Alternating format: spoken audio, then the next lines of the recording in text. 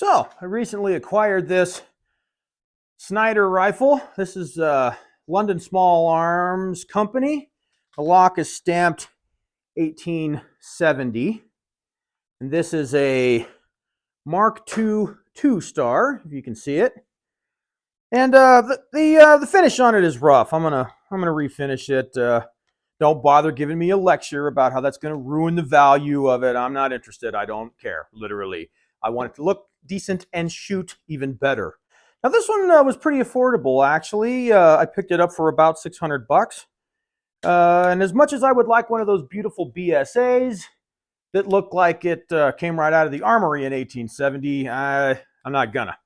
But this one does have a little bit of a problem, and I've seen this with Enfield locks before, and it is most certainly unloaded. And you can cock it, you pull the trigger, and it does that. Now, if you yank the trigger, and I mean yank it, it will go, which makes it a little difficult for accurate firing. But most of the time, if you pull it nice and easy, it just does that. So I got to take the lock apart and I got to clean it up. I actually had a similar thing happen on my my reproduction 2-band Enfield, and I had to take it apart and clean some stuff up, and it works fine. So I'm going to do the same thing. But as luck would have it, I had a mystery bag of Snider ammo, and I don't know, it was about 10 rounds or so in a bag that I found that was marked 45 ACP. So I figured I just couldn't help myself. We'd have to take it out and try it. So here's how it went. This is the first shot with the 5.77 Snider. Hopefully it'll go off. Yeah. You could hear that thing whizzing. 1086. That's not bad. So besides it having that weird hang up.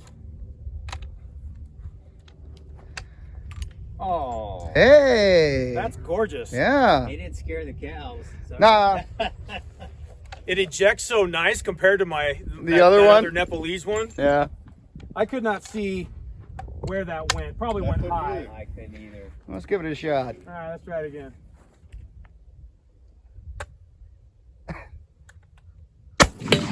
Hey. 1058. All right. Yeah, it does need some lock work. That's okay. I'm surprised at how well it discharges. My other Enfield has done that before too, where you'll pull the trigger and it'll just stop at half cock.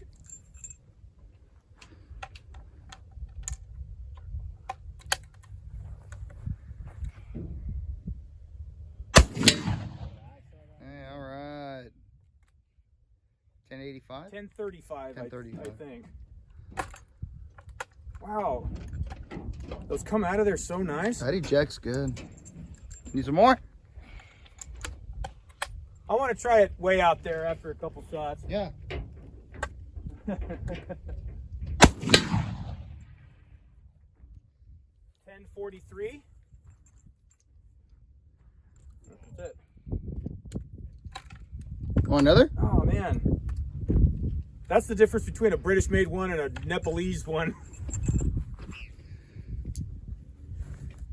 Oh, the cartridge? Yeah. Look at the size of these things. Yeah, I know. they're massive, man. How many grains? I don't know. Because they were in a bag marked 45 Colt.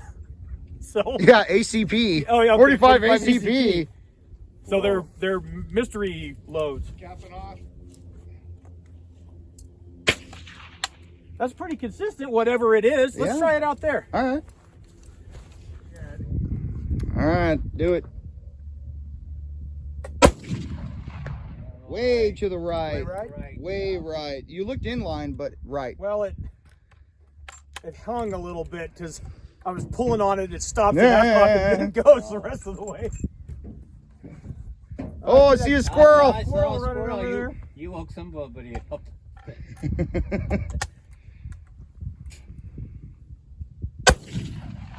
Just Okay. over. Fine, but Wow, even out there it hits 3 feet high. That's, man. Go on, cows. Durr.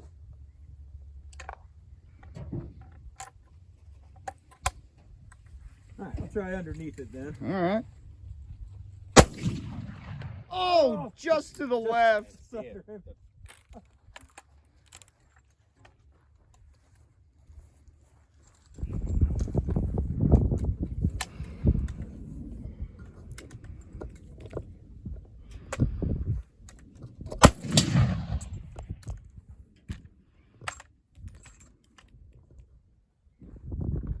Boy, that's not too shabby at all, man. Now, I really like Snyders. I think they're pretty cool. I own 2 of them now. I have a Nepalese Snider that is in much worse condition than this one. This one's actually not bad at all.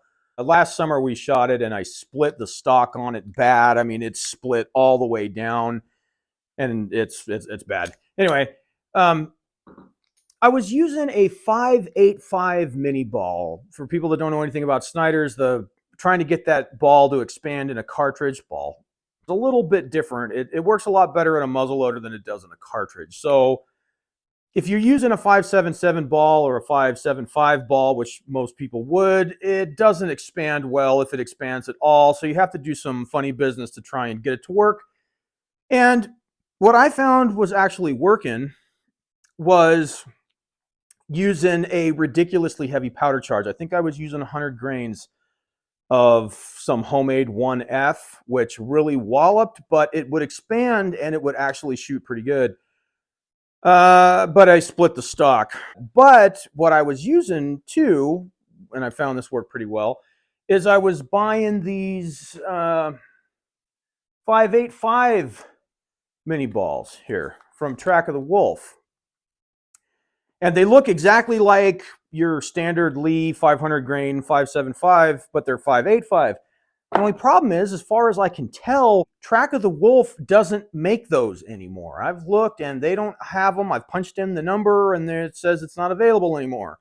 Those ones that we shot in this were probably 5.85s, but I don't really know because the bag said it was something that it wasn't. As far as being able to hit that target at 185 yards, I'm blaming it all on the ridiculously jerky action you have to use in order for it to come down and actually fire. Because with the 5.85 ball and a 70 grain charge and some kind of wad or filler, which at the time I was using wads, still worked very well and was pretty accurate even at 200 yards. And these things are known for being able to reach out much farther than that even. So we're going to be doing some more 5.77 Snyder stuff around here. And one of the things I want to do, and I'm going to have my buddy try this out, is I'm going to take one of those cheapy Lee molds and I'm going to have him bore it out to 5.85 or maybe even closer to 5.90 and see if that doesn't work. Nothing against, some of those outfits that make a 6.0 ball or a bigger mini ball, but, I don't want to have to spend $185 on a mold if I don't have to. If I have to, then fine, I will. But if I can make one that does the same thing, I think I'd rather go with that. So that's pretty much it. So as usual, folks, if you thought this video didn't suck, do me a favor and hit the like button and consider subscribing. And if you did think it sucked, well, then go make your own damn video.